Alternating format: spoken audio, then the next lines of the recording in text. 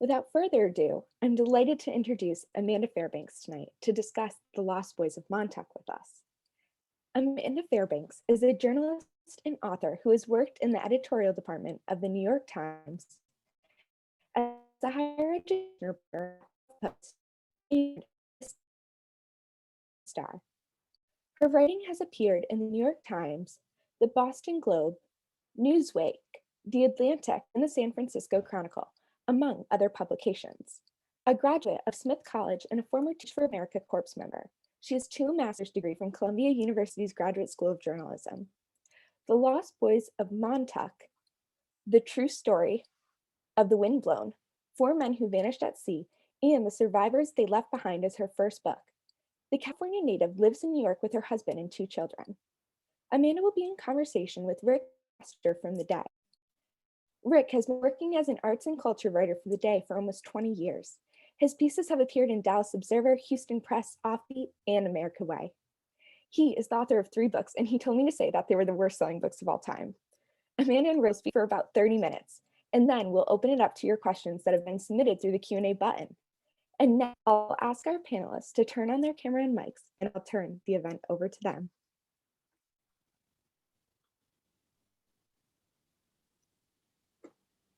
Thank you so much for that lovely introduction. It's such a pleasure to be here. And hello, Rick.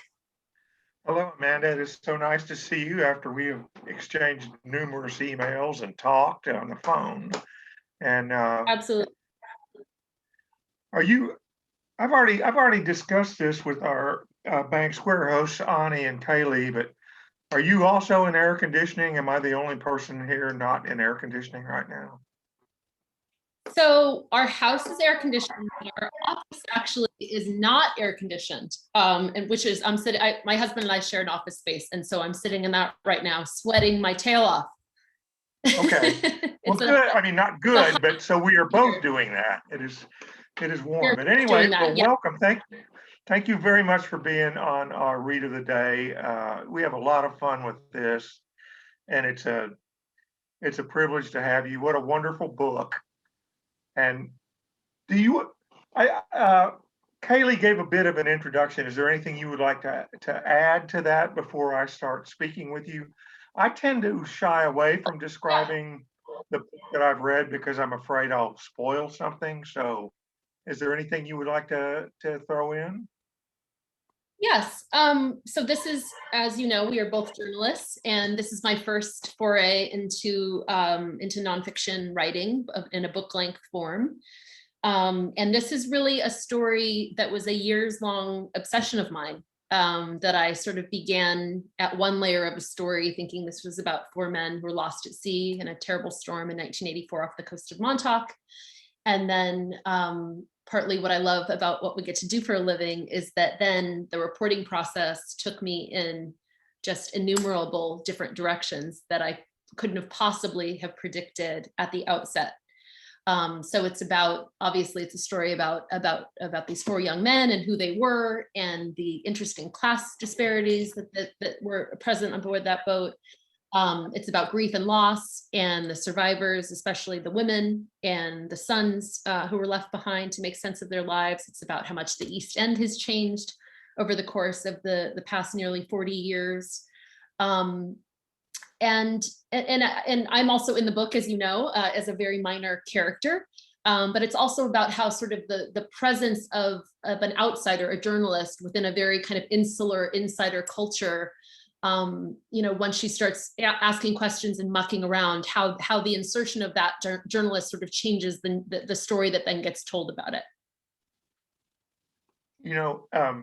This is probably not the most ideal way to start this interview, but in the context of what you just said, I was very moved. Yes, you did become a minor character in the book, which sometimes happens in narrative nonfiction. Sometimes it doesn't happen in nonfiction. But you did because you met all of these people. You guys now live on Long Island. And I was just, I don't know why it affected me so much, but at the very end of the book, or towards the end of the book, you run into Pete on the street, and it's been a long time since you've seen him, and he recognizes you before you see him. or you know what I'm saying? And then Right. he just turns and walks away. He doesn't want to talk to you. And I thought, how does that Mm. affect you as the writer who probably didn't want to be integrated into the story, but it had to happen? And that's got to tug at your heartstrings a little bit. Oh, absolutely. I think just as I was mentioning, initially, I thought the story was sort of one thing, right? Which is a relatively Yeah. straightforward narrative of a sea story that's been written time and time again. And then obviously I dove much deeper into the psychology of it, which fascinated me, and about grief and loss and all of these survivors that were so gracious and able to talk with me. But then of course, as my reporting took me in different directions, and I uncovered different secrets, different closely held secrets that are revealed, some of which are revealed in the book, many of which were not revealed in the book. That obviously led to an alienation among some of my main sources.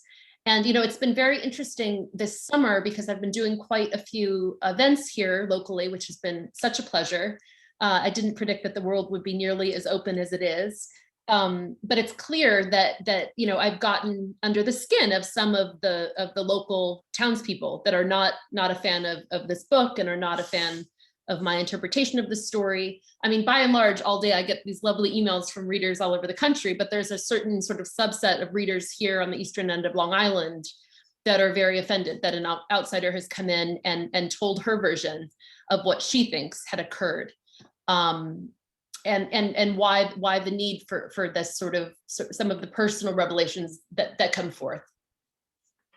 Right. That would be a rough situation. As someone that has never been to Long Island, an outsider, I thought you did a wonderful job balancing everything, and a very pointed job. But I get it. I get it. And so one thing you just said, Amanda.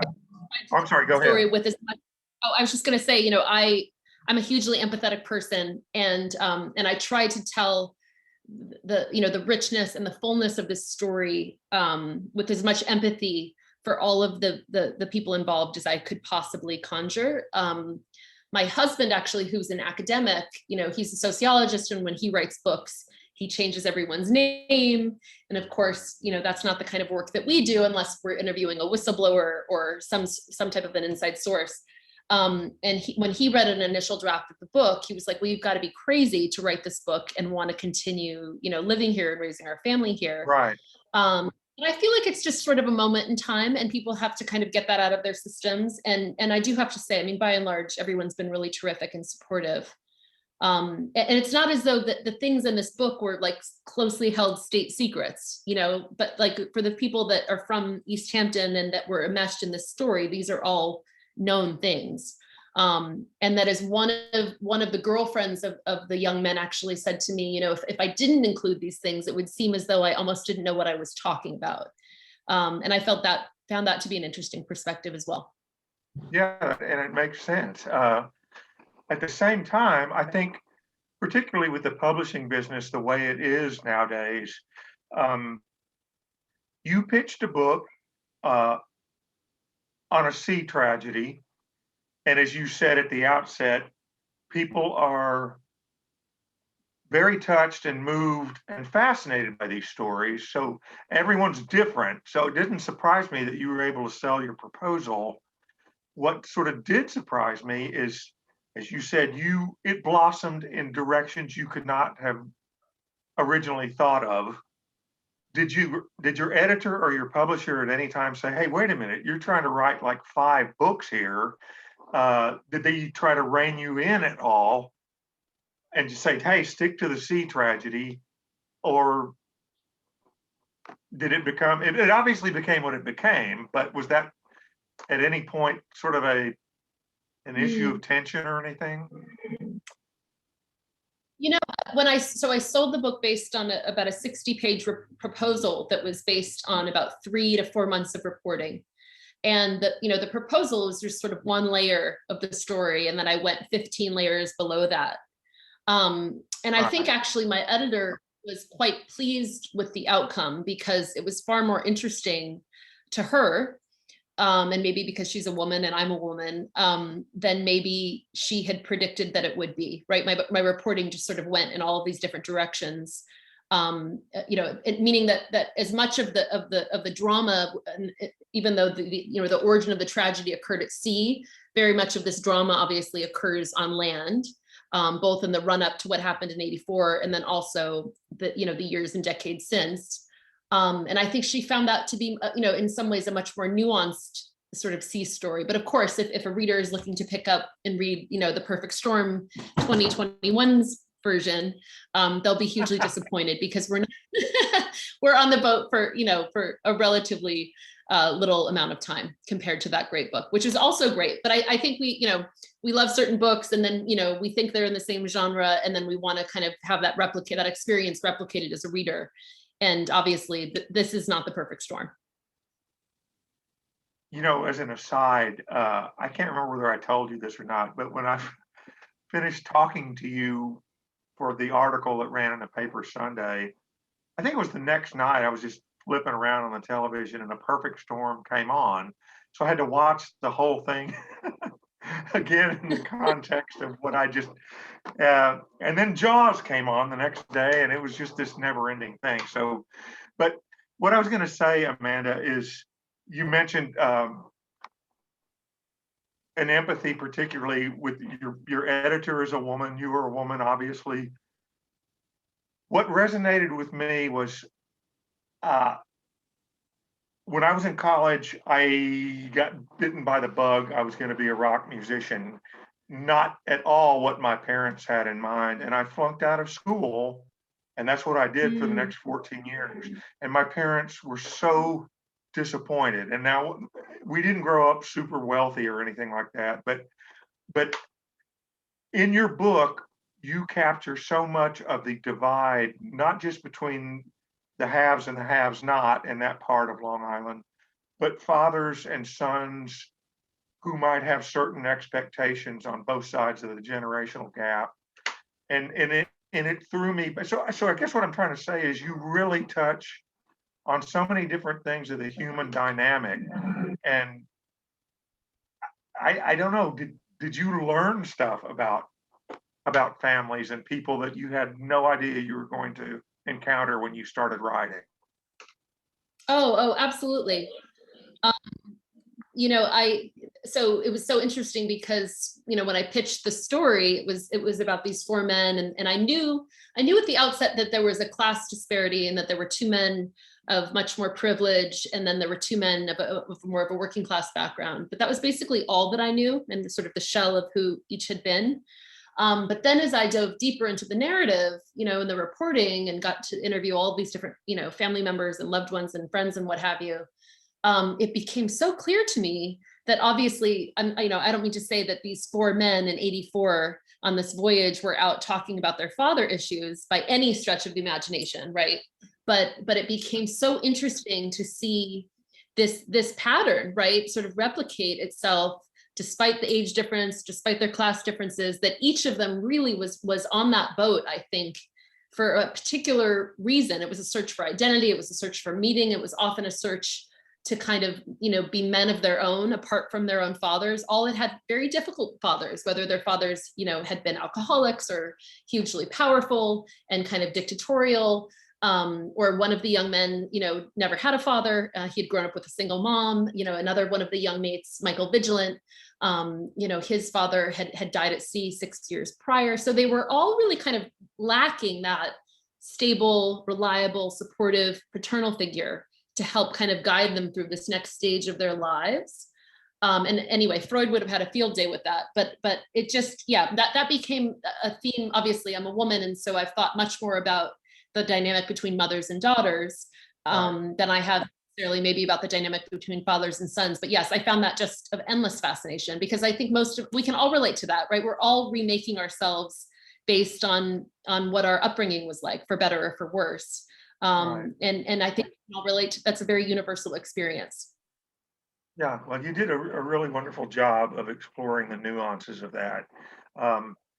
Now, I'm going to throw you an off. Now we did discuss this, but I didn't write it in the article because you're going to think I'm insane. But I don't know. Moby Dick might be the sea tragedy book of all time for a lot of reasons.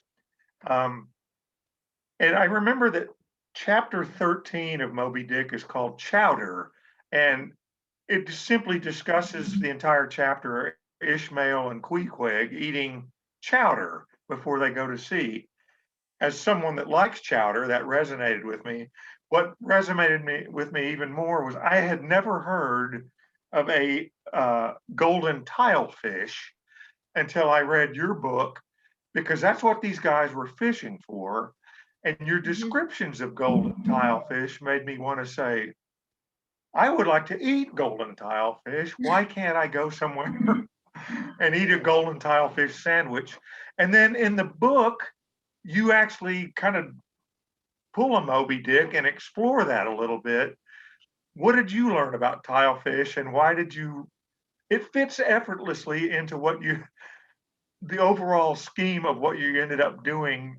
But I just found it fantastic that you got golden tilefish in there and explored it. What did you think when you were writing? I mean, not all of my online reviews agree with your assessment, so thank you for that. I also share a golden tilefish, obsession, and found them hugely fascinating. I also love chowder, so maybe we need to come and have a meal of like a golden tilefish chowder of some sort. But That would be nice. no, I mean, I that's what I love about nonfiction, is that you can kind of take the reader in these different subtopics, and then you kind of lead them back to the main narrative sometimes. And certainly golden tilefish was one of those weird obsessions of mine. But so golden tilefish, there's a restaurant in East Hampton that always has them on the menu. I had the good fortune the other evening, I was invited to a local book club, and one of the young men there is days on and 10 days off. And he had brought, freshly caught golden tilefish, and they were grilling them up, and they were having them as part of fish tacos. And golden tilefish is delicious. Most of what's caught, the tens of thousands of pounds much of it goes into the city at a few different restaurants, and then quite a bit of it is exported. And it used to just be a much more common, popular fish, in the mid 70s to the late 80s was sort of this sweet spot that these guys were in, where there was just so much of it, and it was hugely lucrative work, and they would gear up and go out and do it. But yeah, you're right. It's also just interesting how different types of fish become so commercialized and much more popular, right? Like the palate and that the sort of curiousness of like, Chilean sea bass and the origin story of that, or yeah. Well, I think it was tremendous that you delved into that. Another aspect of Lost Boys of Montauk, that there's a great deal of mysticism about the sea, symbolism, mysticism, for a lot of reasons. What I don't understand is, and I don't want to give away too much, but Captain Stedman was, from the moment he saw an advertisement, or advertisement, as y'all might say up here, for the boat Windblown, he had to have it. Mm-hmm. And even to the casual observer who might not be a mariner of any kind, the structure of ideal for what he wanted to use it for. And when he got the boat back to Long Island, his buddies and colleagues looked at it and thought, I don't know what he's doing. This boat is not what he needs. And yet he couldn't see that, even though he was a professional. Did you draw any inference as to why this boat bewitched him, if you want to use that word? And from that, extrapolate a little bit about the superstitions of the fishing industry or the sea, if you want to go in that direction. So you're right. Michael Stedman was working as a captain of a party boat up until the fall of 1983. and he had risen up through the hierarchy, and for quite a bit of time he had felt like it was the moment for him to strike out on his own. And of course that meant to have his own vessel and to be making more of the money rather than giving it away to someone else. And he was sitting having a beer, reading through these boat advertisements advertisements, as I would say. There was something about this boat, the Windblown, that just got him, right? And he couldn't let it go. And his wife, Mary, very forcefully, they had sort of an argument that very afternoon where she said she's a very intuitive person. And she felt like, well, this is not the boat for you. And this is ridiculous because we live on Long Island and this boat is now in Galveston, Texas.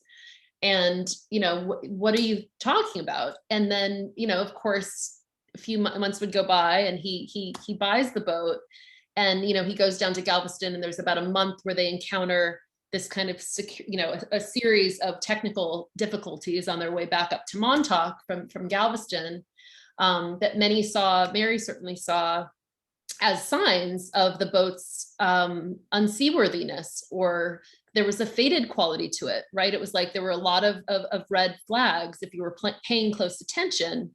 That I think at the time, the other thing you have to remember is just how young they all were, right? So Mike, Captain Mike had three boys, but he was only 32. And the other guys were 20, 23, 19, and 18. And, certainly in retrospect among, members of the fleet and guys that are still living out here that saw the Windblown up close and personal, they all felt like, well, what is he thinking? But at the time, many of them had retrofitted, not ideal vessels to go out and do this work. It wasn't like he was the only guy with not the greatest boat in the harbor. And certainly he anticipated, being able to make a good living that spring, and he would make the necessary changes and life would go on.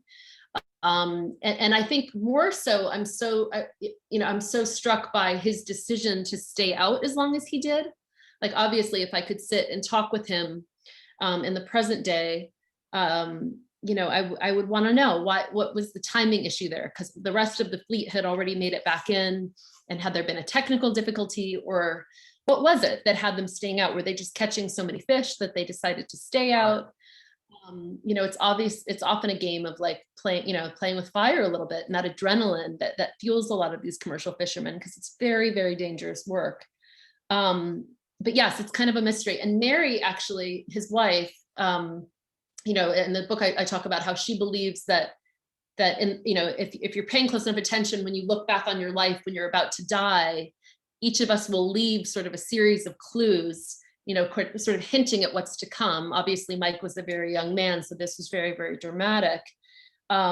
But that's just interesting to think about, the sort of these decisions that we make, and obviously those terrible consequences in this story. Obviously, it wasn't just his life that was lost, but three young men as well. Amanda, you will certainly appreciate this, but we have found over, a year and a half of doing this book club, that a lot of the folks that tune into this are writers themselves or would like to write books, and they are fascinated by the craft and the route to publishing, if you will. This was your first book, right? Mm-hmm. So what did you find different about writing a book than writing a journalistic piece or a magazine article that you didn't anticipate and maybe went, what's going on here? Yes. Well, I feel like at this stage of my career, I can write a newspaper or magazine story and know kind of the parameters and the constraints and how much reporting goes into it. And then I sit down and I write the thing. And obviously for this, I probably reported enough for 2 or 3 books of this length. Right. And it became an issue of what to eliminate and pare down and get rid of. There are several different other, subplots that weren't explored here as well. And I think for me, truly, unlike a newspaper or magazine story, was that the structure of this was so confounding because we're moving around in time and space so much.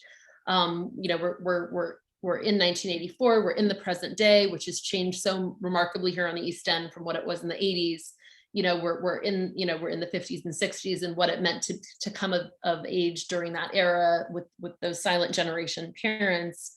So yes, the structure of it was the most confounding, and the part about my journalism background that prepared me not at all to tackle that beast, because it's really different than writing even a 5 or 10,000 word magazine piece.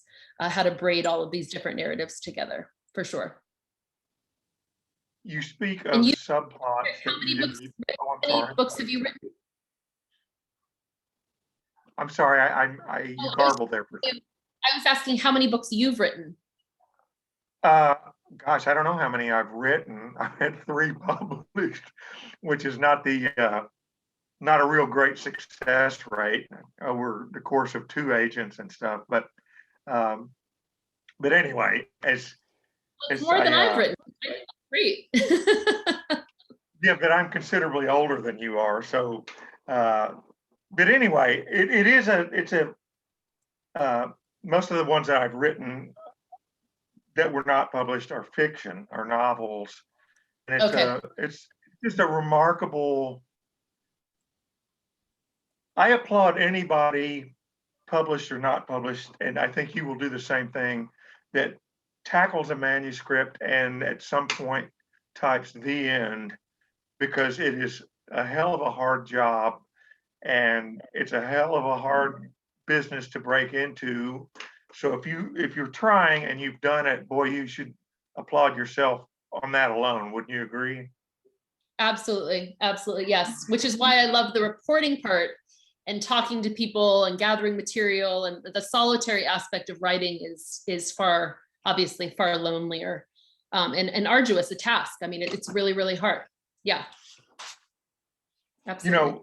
I think it's only fair that I acknowledge to everyone who's been kind enough to tune in that as a professional journalist for almost 30 years now, I would like to announce that the print version of your story has Rick Koster misspelling Captain Stedman's name throughout the article. So that's some professionalism for you. And you were so gracious when you said, by the way, it's not how he spells his name. I was mortified, but thank you for not being mean about that. Oh, no. Things happen. I just, given that it's the captain of the boat, and I'll never stop thinking. I wanted to correct that, at least in the online version. That's for sure. So thank you. I did at top speed. I'm a horrible person, but anyway. Oh, stop. Not a problem. That was just necessary to set that straight for everyone. It's about 7 o'clock, so I'm not sure. It looks like we do have some people that want to ask questions. So Kaylee, I'm not sure if you want to.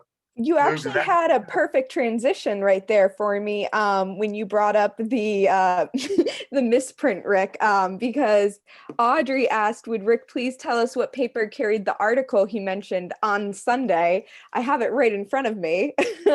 So Did you highlight the misspelled word?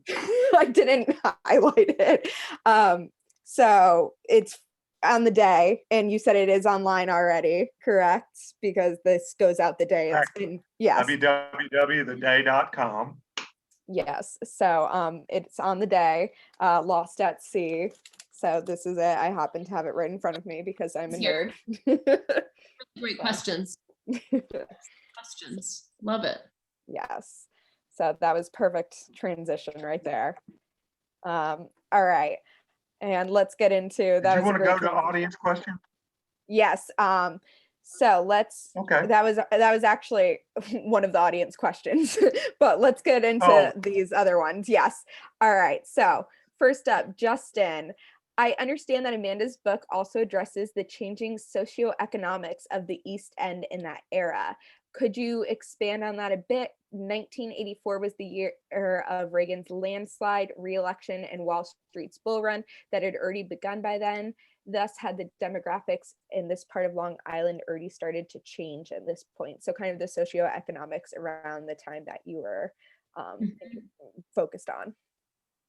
So yes, Justin, thank you for that question. That particular time period was of endless fascination to me here on the East End for many reasons. So that, just as he rightly points out, this is really before, 84 is before the crazy Wall Street money started coming out and building these McMansions that we see now. It's certainly decades before the tech money would come out and really alter the landscape and have houses selling for tens of millions of dollars. What was so interesting to me about even the Conics and their peer group within the Maidstone Club, which is the private club in East Hampton that's also in the book, was that a lot of the fathers had come of age during the GI Bill, and they had gone to Harvard or Yale or wherever on the GI Bill, and many had come from not very fancy families. And that by sort of going and getting these degrees, many of them became lawyers and financiers and what have you, that sort of catapulted them into this realm. But meaning, a house in East Hampton, then even south of the highway, was $20,000 or $30,000. Whereas now it's truly stratospheric, and either that has to be family, wealth, or people making insane amounts of money that I can't even imagine what that would be like. But anyway, that's because I'm a writer, as Rick can attest. But what was so interesting about 84 too, Justin, was that these guys were really chasing a dream, and I feel like a reader had recently written to me that what would have really been a tragedy would have been if these four men, particularly Mike Stedman and Dave Connick, if they had become stockbrokers or private equity guys or hedge fund directors, and that actually they have the courage and the conviction to follow their dream and do the work that they love most. So there's just something really kind of beautiful about this era on the East End. And I grew up in Los Angeles. And anyway, I wish I had been here actually for that era, because I think I would have really liked it. I hope that answered, Wow, his so question. No, Yeah, I think yeah, that's so interesting. And especially that whole point about the dreams at that time, and that someone pointed out, like, imagine if they hadn't followed that route. Interesting. Right, exactly. I'm actually so excited. I was telling Rick I just got my copy today, so I'm so excited to dive into the deep dive. Haha, we got a little pun going on. Okay, we're gonna take away from the C puns because that's gonna get terrible fast. Donna has a question for you. Have you received a response from anyone at the Maidstone Club? And did you find a favorable reaction from anyone there, or did they find fault with your treatment of this very prestigious club? So thank you for that, Dawn. Question from the Maidstone. For the Maidstone, yes. So the Maidstone is in a chapter of the book, and it's the Connicks, who are the parents of Dave Connick, who was the blue-blooded young man who was on this boat. The Maidstone is sort of another character in this story. I have not gotten an official response. I have gotten invitations to speak at a couple of different private clubs. The Maidstone has yet to reach out, but I'm available if they would like to have me speak. I have heard from several kind of friends and friends of friends, for the most part, really, really lovely feedback. A gentleman just interviewed me at Guildhall on Sunday, David Netto. He's a member of the Maidstone. I think it's okay. I mean, I'm sure that there are a few feathers that I've ruffled, no doubt. But I think that was sort of my job in this instance. It's a very white, privileged place. And it was just so interesting to explore both what that club had been and also the modern day version of what it is now and what it means to people here now. Absolutely. Moving on, I'm kind of going to combine two of these questions together because I think that these are both great and work together. So, Dave, and the fiction world? If so, have you tried do you fiction project work?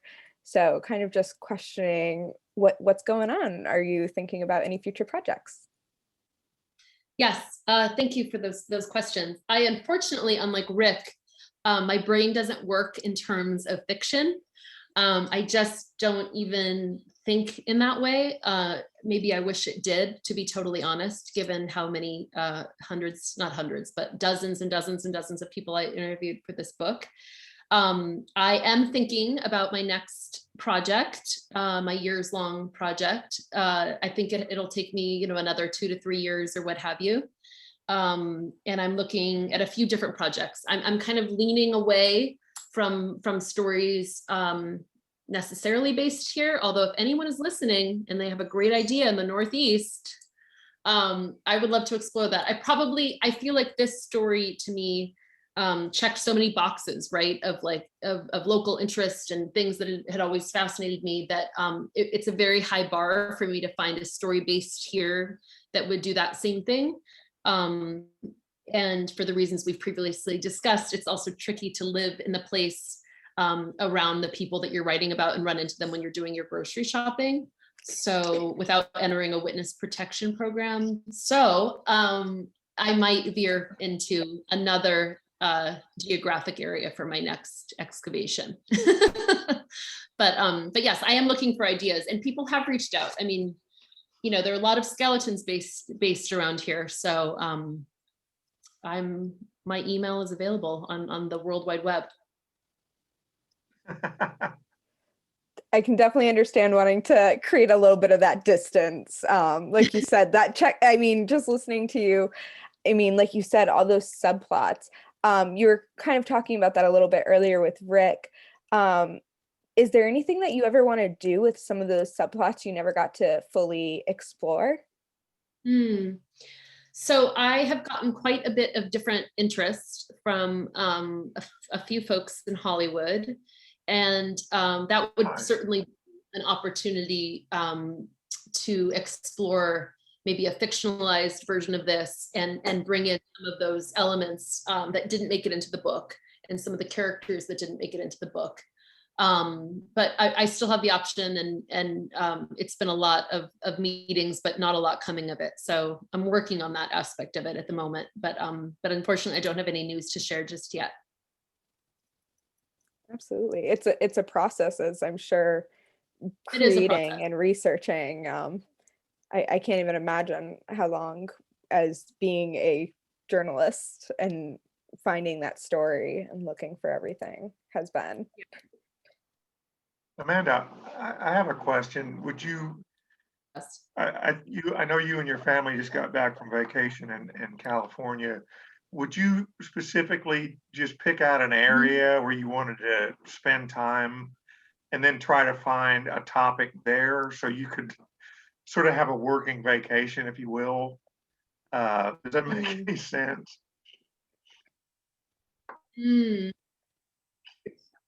Yes. So one of the ideas that I'm playing around with for my next project would actually take place in Bakersfield, California, which is in sort of the central part of the breadbasket of California. And that would be so fascinating to me because it gets at agriculture and climate change, and a part of the state that I almost have zero familiarity with, and a place where I don't live. But yeah, if I didn't have two kids in public school here and a husband, then of course I would just pack up and go move to wherever my next project is going to be for a while. But thankfully I can take reporting trips, and the telephone and Zoom are great, but there's just nothing like sitting down with someone. I so wish we were having this conversation in person, because Zoom is great for a lot of things, but there's just really nothing like sitting down and looking at someone in their eyes and having a conversation and getting a feel for a place, which you really can't do, I think, remotely. Right. Oh, yeah. Can I ask you one more thing? Ask me anything. You're so sweet. I feel like your website probably lets you get away with a whole lot that you shouldn't be getting away with. Have you found that to be the case? Like you can sort of, but maybe like maybe I need to try and have a Southern accent, because I feel like you could ask a totally ridiculous, like possibly insulting question, but with your accent, it sort of soothes. Like it's really it's great. Meaning yes, I think it's an excellent repertorial tool in your toolbox there, right? Well, and she's feeling me. I love it. well, thank you. True.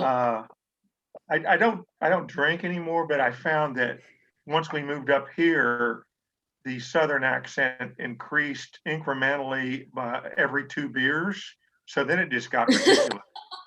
The other night I was gratified to be asked to read with some other folks in the region at a benefit for a library, and we just each picked a little bit of prose or poetry and read it.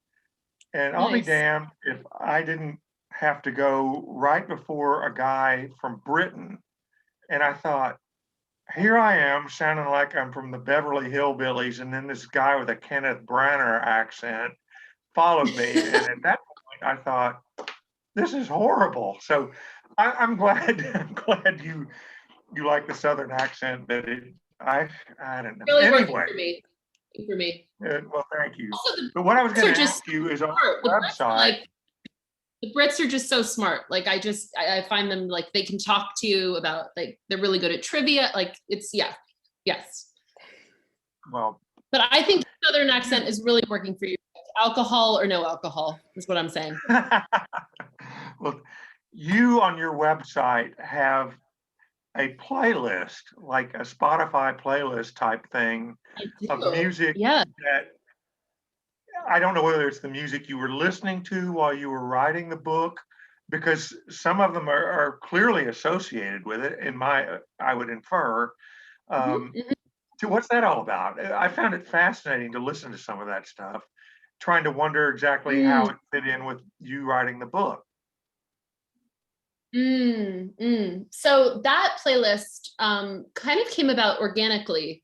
People would often, many of the main characters in the story, would send me music that they'd been listening to at Mahoneyville, which is one of the local compounds in the book that you'll come to know. And the captain's son would send me a lot of the music that he remembers his dad was growing up, listening to. That would be playing a lot of like classic rock and reggae playing on his boat.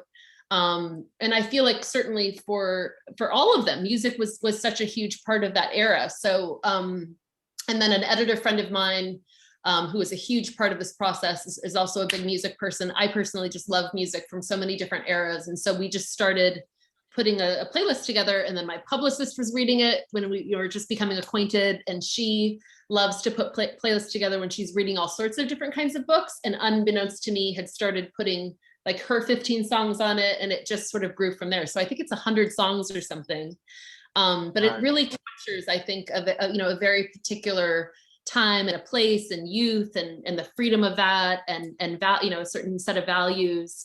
And really a bygone era in this country that I have such a fondness for and wish that I had been a part of.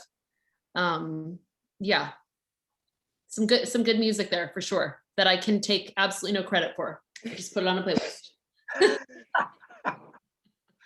Kaylee, did somebody else pop up with a question? We've got some really great compliments to our writer right now. Charles, I don't know who you are.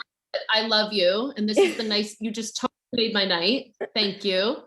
So that was one of them. If anyone doesn't like the book, I'm going to send them to Charles and be like, you have to talk to Charles because he was very moved by it. Yeah, we got some new blurbs for your book. So Charles, and then Donna. Oh, sorry. No. Donna, I know it's the Zoom. We just like cut out and in. I just want to say I loved your book. I brought it for my son, my son-in-law, and my husband for Father's Day. Thank you for writing such an interesting and thought-provoking book. Oh my gosh, I love these people. I want to come through the Q&A. You guys, how often do you do this read of the day? This is every day? This is every Thursday? No, once a month. Yeah. Okay.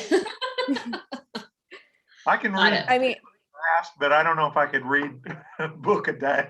But Yeah. There we go, Yeah. our new goal. 3625 with Rick. A book a day. Okay. All right. Rick, what is your favorite book that you read recently? Obviously, besides mine, which I know that you loved and couldn't put down. But I need, I'm just finishing a book right now, and I need a new recommendation. I love nonfiction. You love nonfiction. Mhm. I mean, I like some fiction, like very little fiction, I have to say. Very little fiction. I just finished Empire of Pain. I have a total Patrick Radden Keefe obsession that my husband finds a little uncomfortable. I've read everything he's ever written, and now I've just finished his podcast, which is also amazing. Yeah, anyway. Well, I'll tell you what, none of these books are particularly recent, but are you familiar with the writer Don Winslow? I don't think I am. Okay. Write down Don Winslow. He's a very, very successful novelist, and he's written probably 30 books, but they are fiction, but they are very meticulously researched. He wrote a trilogy called the Border Trilogy, and it is about America's war on drugs. And it Oh, wow. starts with a book called The Power of the Dog, then The Okay. Cartel, and then The Border. And they are so moving and so infuriating and so heartbreaking. And they Oh, are wow. very much fact. It's I think it's the start of the second book. You open the page and there is a tiny print, dozens, if not hundreds of names. And then you figure out that they are the names of journalists in Mexico who were executed by the cartel members for trying to tell the truth over this 30-year period. And his reporting is beyond belief. And he slightly fictionalized it. But you might they're dark, but it'll make you think a lot about what we've got going on in this country. What do you recommend for us besides your own wonderful book? I really recommend Empire of Pain. I think it's very, very interesting to look at the American, addiction to oxycodone and the Sackler family. And I think he did a bunch of terrific reporting on that. And right now I'm finishing up Becky Cooper's book called We Keep the Dead Close, which is about really interesting speaking of an interesting structure. She's very much inserted into the narrative, and also her obsession with this murder case of a Radcliffe student, and this unsolved case, and how she became to be fascinated with it, and kind of unpacking who she had been based on who she can track down. But really phenomenal piece of work. I really love it. I got it. I'll be buying it immediately. Okay. Hey, if I send you my book of yours, will you sign it for me? Yes. Will you send me a copy of the story that you wrote as well? Because I'm keeping a whole bunch of clips from this very strange summer of my life, and I would love to add your story to my pile of. I will have to get a pristine copy of it, because my copy has me marking out the misspelling. Okay, that would be great. I'm sorry. No, I was just saying. I was just saying that I'm happy to send you a signed copy. That would be my absolute pleasure, Rick. Yeah. I will, and I will send you a pristine copy without me scratching out the misspelled name. Okay, that sounds great for my scrapbook. Thank you. Okay. Well, on that note, you can find Rick's copy of the article on the day, and you can get Amanda Fairpink's The Lost Boys of Montauk. The link is on the side here. Thank you so much for joining all of us tonight for this wonderful conversation. Please check out this wonderful piece of work. Thank you both for this amazing conversation tonight. Thank you, Kaylee. What a pleasure. Book people, so yes. We could sit here and talk all night.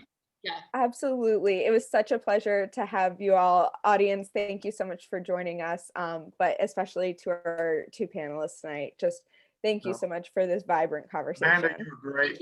Kaylee, you were great. Thank you, Bank Square Books. And we'll see you guys next time. Wonderful. Absolutely. Have a wonderful rest of your Pleasure. Thank you, night. Kayla. Thank you, Anastasia. Thank you. Bye, guys. Bye.